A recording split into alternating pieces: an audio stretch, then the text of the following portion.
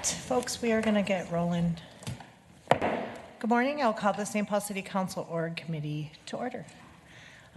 It's finally spring, summer in St. Paul.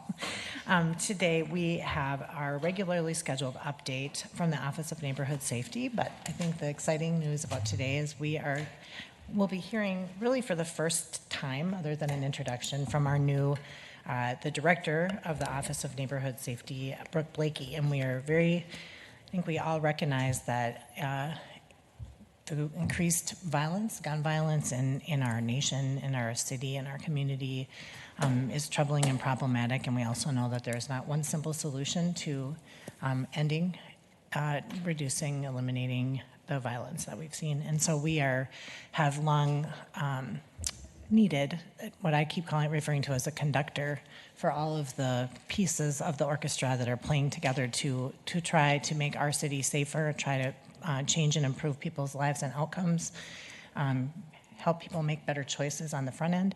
And so we are delighted to welcome Ms. Blakey here today for an update from the Office of Neighborhood Safety. So without further ado, I will turn things over to you. Good morning. Good morning, President and council members. I'm excited to be here this morning to talk about the Office of Neighborhood Safety. I've had an opportunity to have individual conversations, give or take with some, regarding the office and the new things. It's been about 100 days. And so I just have a real brief overview of what's going, and then I'll take some questions if necessary. So we'll just get started.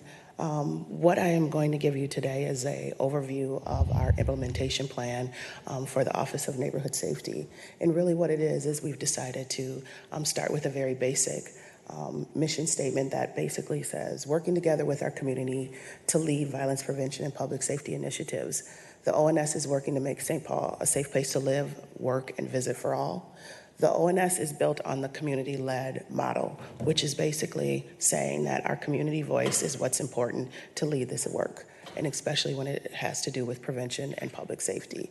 We are really looking at the data-driven decision-making, what makes sure and allows us to utilize all of our stakeholders' voices across the multiple sectors that we have. That includes our St. Paul Police Department, our St. Paul Fire Department, our Ramsey County Mental Health, and all of our other city employees and sectors that we have. What we're really working on in this inaugural year is guided by the strategic pillars, which is really how do we strengthen and build on what's working here in the city?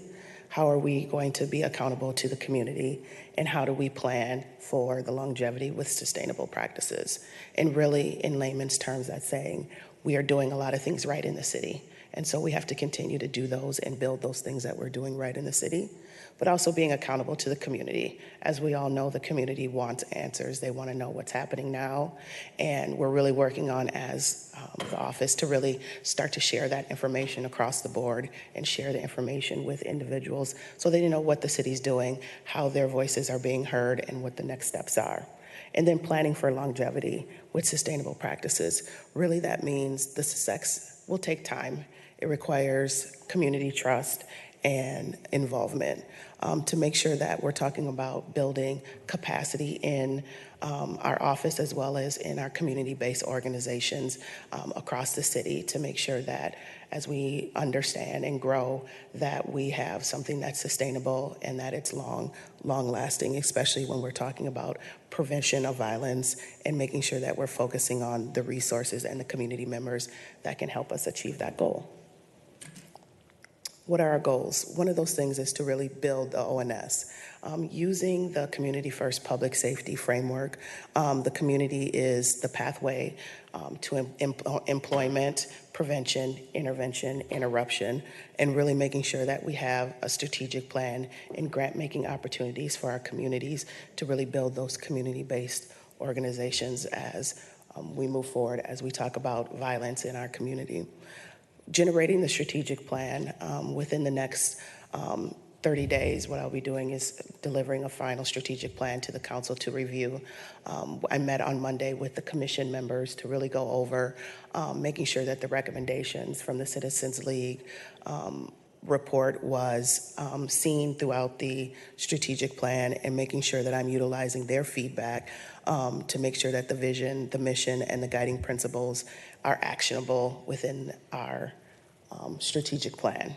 And then the second thing is coordinating Operation Peace. And really what Operation Peace, and there'll be an upcoming information about what that is, but it's really a collaborative effort with the Office of Neighborhood Safety, the City and County Attorney's Office, St. Paul Police Department, and St. Paul Fire to really look at how violence is affecting our community, looking at those places and those persons who are either in causing those issues and or are the individuals that are most likely to be involved or be a victim of crime, and really wrapping around resources to those individuals and making sure that we are meeting them where they are and using our community-based organizations to really address those issues. And so one of the things that we've really talked about are those places. Area action is really focusing on those places where violence is happening, the people who are engaging in those activities, and then really providing supports around those. So working with our mental health, our St. Paul Police Department, probation, corrections, and making sure that we are addressing the needs of that individual, their family, the associates, and really looking at what that deterred actions can be for those individuals. Ms. Blakey, before you go on, I realize there's a lot of partners that you just mentioned. I'm curious, are we going to be working with the bench at all on any of this, or are they kind of after, they're like further down the pike, so maybe not so much involving the judicial branch at this time? The judicial branch will definitely be a part of that as we look at the justice system as a whole. They play an integral role in making sure and maintaining what at the end of peace enforcement is one of those components, and they are a major piece in those. But with our city and county attorneys to make sure that the necessary processes and consequences that are part of that are adhered to. So yes, the bench is involved in that as well. So okay, that's great to hear. I think in our violence reduction meetings with the county attorney, it was clear to me that the judicial branch was a little separated from the work that we were doing. It seemed like there was a lot more communication and collaboration, and I think they had good intentions and good ideas, but it wasn't connected to the work. So I'm glad to hear they're going to be part of the larger coalition of work as well, because we know they have information. I mean, when we recognize that there are certain repeat players and that are perpetuating the most violence in our city, the judicial branch knows exactly who those people are too, and know what what their interactions have been. So I'm really glad to hear that we're engaging them in this front end conversation as well. Thanks. yes, and I will keep going. And one of the implementation goals, and as I have pointed out, is building the ONS organization. One of the things is hiring 3 project coordinators. Currently, we have 1 on board, which will be acclimating our Neighborhood Safety Community Council. The Neighborhood Safety Community Council will be the grant-making arm of the Office of Neighborhood Safety, and will really be looking at and developing the micro grants that will be available to the community to work on our strategies around gun violence, group violence, and youth violence. We're recruiting and selecting members who are from the community that have that lived experience that can provide that impact, and utilizing our commissioners as an advisory component of that to help them navigate that process as we go through. And then the Neighborhood Safety Community Council will establish working groups in those 3 dynamics, which is gun violence, youth violence, and group violence, to really pinpoint that and make sure that the micro grants that they are going to be facilitating are actually going to those community-based organizations that have data-driven practices that will forward the strategies of the Office of Neighborhood Safety. Generating the strategic plan, I'm already in the process. I've been to several district councils as well as other community-based organizations, talking about what the Office of Neighborhood Safety is, but also what they can bring to the Office of Neighborhood Safety and what the Office of Neighborhood Safety is looking for as far as having a collaborative initiatives. Co-designing the strategic plan with our Neighborhood Safety Community Council and our optimal response team leaders, which again are the St. Paul Police Department as well as the St. Paul Fire Department, and then our community stakeholders. And then continuing to generate the Office of Neighborhood Safety's mission, values, and guiding practices. Coordinating Operation Peace, again, that will be further conversations here in the upcoming weeks about Operation Peace. One of the things is Operation Peace is in its beginning and infancy stages. We're looking at piloting several different components of that, but we're developing the list of stakeholders. One of the things that we're doing is here in the next coming week or so, we are having a retreat with all of the community-based organizations to see exactly what they are doing as it comes to violence in the neighborhoods and communities that they have, and really getting their input on what they see and what they're doing well and where they need supports going forward. We're also going to be looking at those key neighborhoods for Operation Peace programming, and one of those things are looking at the data that's provided by the St. Paul Police Department, as well as Wilder and some of our other community-based organizations about where they are seeing uptick in violence and crime, and then identifying the key participants for the programming. So if you're asking, we're talking about those places and then those people who are most likely going to be one of the individuals that are victims and or most likely going to perpetrate violence. Can you, it sounds like it's something that's really kind of still in formation. Is this, how will it knit into the work of healing streets? And also, is it our iteration of like a focused deterrence program or a GVI, or is it something completely different? No, it has components of focused deterrence and GVI. One of the things that we've known and have found out is that GVI and focused deterrence needs to be very specific to the community in which it's serving.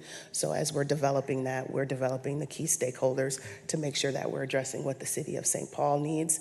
It's not a cookie cutter approach where you pull it off the shelf and try to apply it. We're really being very specific and innovative in making sure that it's inclusive of community-led voice, and it's inclusive of utilizing our current stakeholders. Healing Streets is one of the key components and stakeholders as a part of the healing portion of it. You have the intervention and interruption as well. So our community ambassadors, as well as other community-based organizations, are a part of the development of this, along with our city and county attorneys. And so it is a whole holistic approach in making sure that we have the whole ecosystem in place to make sure that we're addressing all of everyone. And so it's a combination of all of those strategies, and we'll be having the technical assistance of John Jay, as well as Cities United, who have all of the data-driven reports and strategies to implement as a part of that. Great, and that's just a piece of the part of the puzzle, I understood, but the whole overarching strategy is the operation piece. Yes. I got it. Ms. Prince. Thanks, Council President. In terms of, you said that you're going to be reaching out to all the community organizations that are doing this work, and as you know, the City Council has funded, I believe, is it five groups that are that we selected through a competitive grant process, and would all of those groups be invited to that retreat and be working as part of that effort? Yes, they were all invited to that retreat. And so, yes, looking at all of the city initiatives that are already in place. And again, when we were talking about part of the strategic pillars of those things that we do well is inviting those individuals that are already doing the work within the community and doing it well, and being able to strengthen those connections and support them in their work. Great. And another kind of sector of groups that are doing this work, the Black churches are involved in a number of initiatives, and I know that they have not been able to qualify for funding as church organizations, although I think most of them probably have a nonprofit arm where they can apply for funding.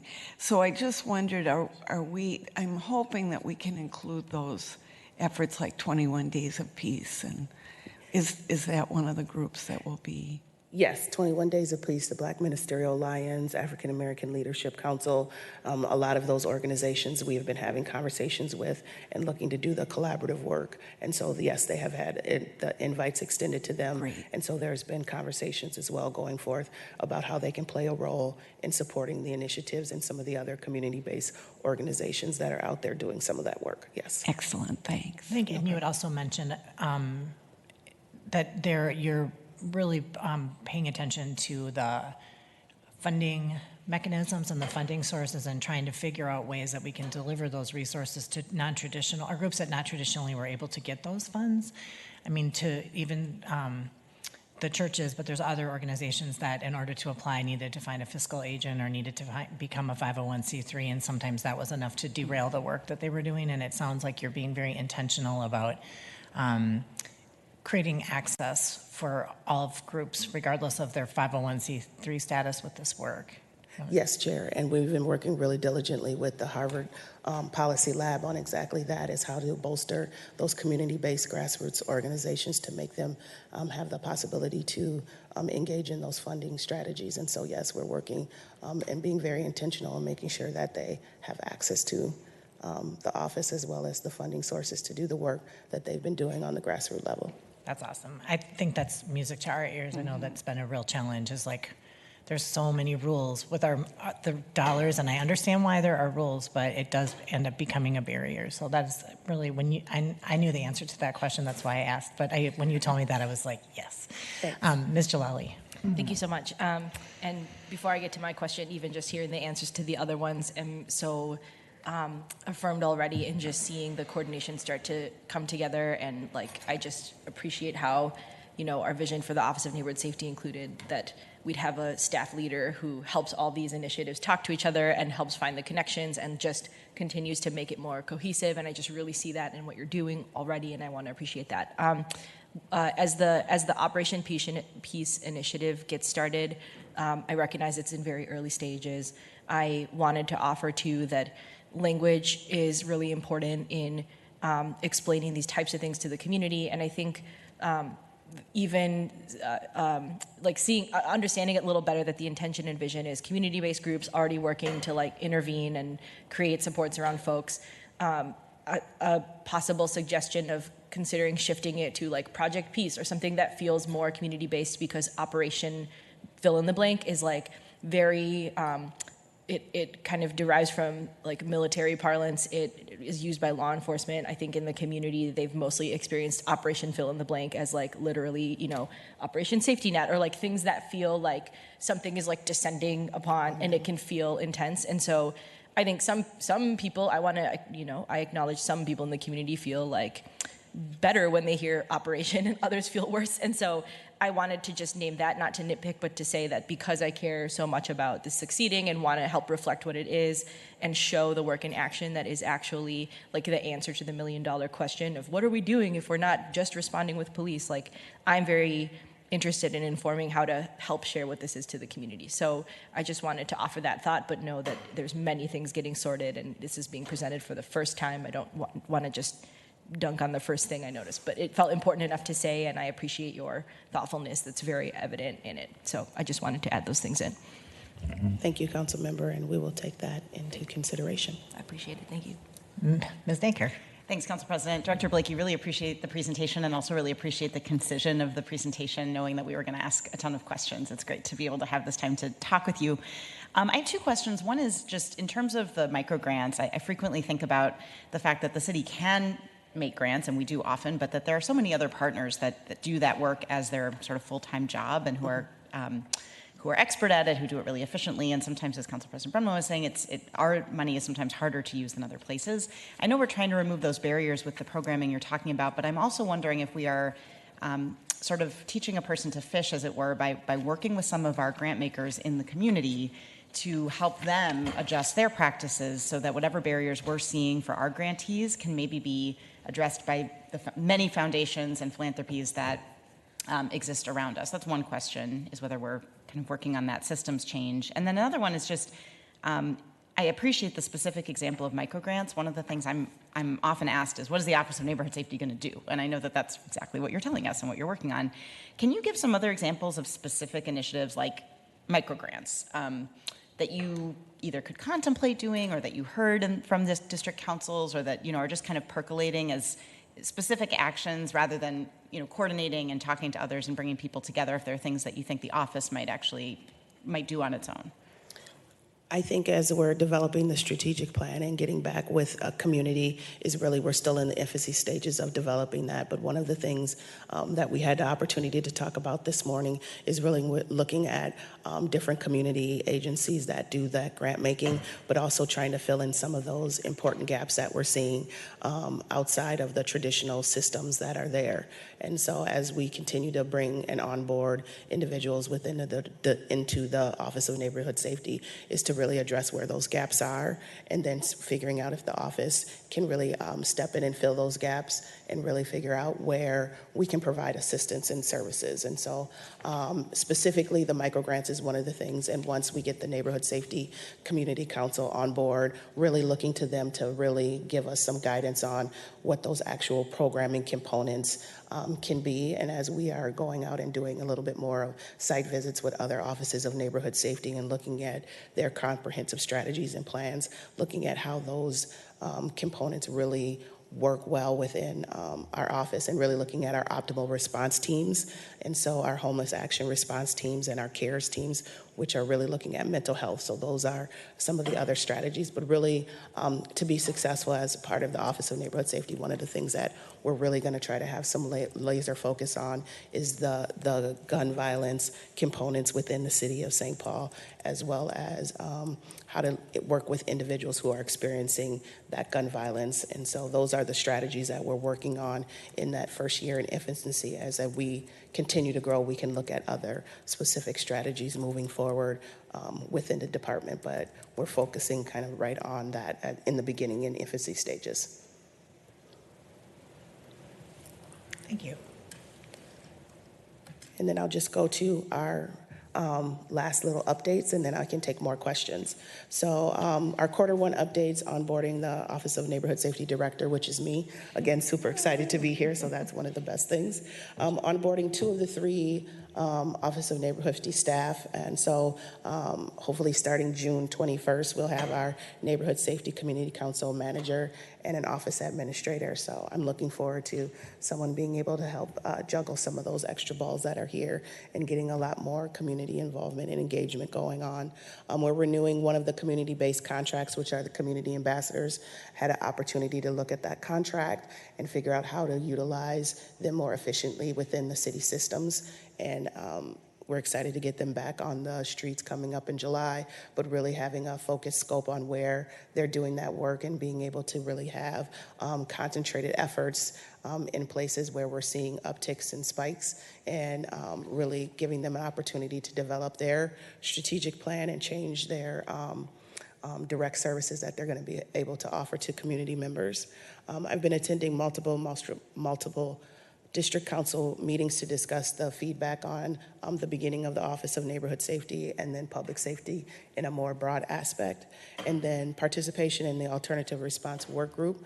One of the recommendations from the council was to really look at our alternative response to 911 calls for level 4 and level 5 calls that are coming into the ECC. So working in collaboration with Ramsey County, that's an ongoing effort. The city has also taken the initiative to work again with Harvard Policy Lab on alternative responses, and how that co-response works within the city as a singular activity. And then coordination with our optimal response teams. And that's really, they're also in their infancy stages, but making sure that as we are looking at the ecosystem of what we have here at the office, is where they play a pivotal role in making sure that they can help provide support services to the individuals that we are working with through the office. And so we are working, coordinating that with St. Paul Police as well as Ramsey County. And so that's the first 100 days of the Office of Neighborhood Safety. And when I return in the next 100 days, I will have many more exciting things to discuss. Do you have any more additional questions for me? You sounded very hopeful and optimistic about onboarding people in the next couple of weeks. So, Yes. I know you can't reveal names until they're actually in the seat, but it's really exciting to hear that those roles are being filled. Yes. So that I know we'll be part of, we'll probably hear that before the 100 days, but we are Yes. excited to staff up because we know it is going to require support. You can't, this is too heavy of a load for one person to manage, and I realize we've got partners all over the city doing the work, but I'm really glad that you're getting that support and that team in place. Do other folks have questions? We kind of asked them along the way. Ms. Jalali. One other question or thought I have as this is getting built out is that it strikes me that we're running a community-informed police chief selection process, and we want the police chief selection committee that we all worked hard to put together to really like carry our city vision for public safety and make sure that as they're interviewing candidates who want to serve as our police chief, that they can articulate like what is the work in place and how would this leadership role fit into that. And so I would be interested to hear how you're informing those conversations as they get underway and understanding like the connectedness and helping kind of teach. I think we've learned all this stuff like because we've been working on it for a few years, but I think many in the community who are going to serve through that selection committee have different levels of understanding, and I would love to know how those things fit together and how that's connected in the process, if that makes sense. Thank you, Council Member. I think as you're going through the process, having an open door and communication with any of the team members and council members that are going to be a part of that initiative, and really talking about how working with the Office of Neighborhood Safety is really going to be an integral part of developing our public safety systems and transforming those systems together. I've had an opportunity to speak with a couple of committee members and asking them, what is it that the office would want? And I would say right now, looking at our interim chief, Ellison, and the work that he's doing and the collaborative approaches that he has, is that's exactly what we want for our next chief of police, is someone who understands that it's going to take multiple different approaches, and that really looking at changing the culture within the police department, but also how the community sees officers responding in their community and how their leader responds to them. And so really having those conversations and being open to dialogue with any of the committee members on how the office would work with the St. Paul Police Department and how the St. Paul Police Department is currently working with our office. Thank you. Ms. Blakey, are you doing any ride-alongs with our police? I have had a couple offers, but I have not had an ability to do any ride-alongs as of right now. But my previous position, I spent a lot of time in the streets of St. Paul, so really familiar with the area and how the police department is showing up in those areas. But I look forward to riding along with a couple of the officers, especially on our east side. I've had an opportunity to have a couple of officers and sergeants ask for that, and then have a couple conversations with community members, and so have had an opportunity to do some of those things, but looking forward to the opportunity to ride along with SPPD as well as Ramsey County Sheriff's Department, as well as they serve some of the city sometimes. Yeah, whether we ask or not. Correct. That's great to hear. I recognize that you have quite a bit of experience with as a sworn officer and sworn law enforcement professional, but also found the times I've done ride-alongs a great opportunity to just talk to the sergeant or the officer in the car and just kind of get that one-on-one conversation. And obviously the bird's eye view of what's happening around the city and how things have changed, particularly since George Floyd was murdered in Minneapolis, is interesting, but that extended time of just being able to have that one-on-one conversation, it reminds me, I have a busy mom, and the only time I ever felt like I could talk to her was when we were driving back and forth on a road trip, or when she was dropping me off at college, because you really have that full attention. And so I'm glad that you have that in your plans. I feel like it's an interesting way to get a different perspective of what's happening out there and have that one-on-one time, so that's great to hear. Yes, I'm also having the opportunity to go out to our Parks and Rec and getting a tour with our Parks and Rec folks. So it's really good to see what's happening at the different community centers and hear about the things that are happening in community centers and our new community centers that are being built and the opportunities that are going to be there to provide new services for our young folks. So super excited to get those new tours and see those things. So even though I am St. Paul, I learn something new about St. Paul every day. Yeah, it's true. I think all of us had our Parks and Rec tour when we started, and sometimes in midterms. But the other one that has really very little to do with the public safety that we're talking about is going along for the plow ride during the. So we'll have to make sure we do that because that is fascinating. It's kind of public safety. Ms. Naker. Thanks, Council President. Thanks again, Director Blakey. Just to remind myself, you said the strategic plan is going to be done within the next month? Yes. And how many years do you anticipate of work that will plan out? That will have a 2-year plan. Okay, great. Thank you. Are there other questions? Wonderful. Thank you for Thank you being again. here. As Ms. Jalali said, just clearly your thoughtfulness and your approach to this work is evident, and we're really delighted that you've taken us up on this offer, and we're looking forward to working with you in the future. The challenges are many, but the opportunities are many as well. So thank you so much. Thank you again for your time. Colleagues, is there anything else to come before us today? Ms. Houston, do you have anything you must share? Council members, next week will be the Recreations Committee organizational. They'll be reporting on their recommendations. Great. All right. If there's nothing else to come before us, we are adjourned.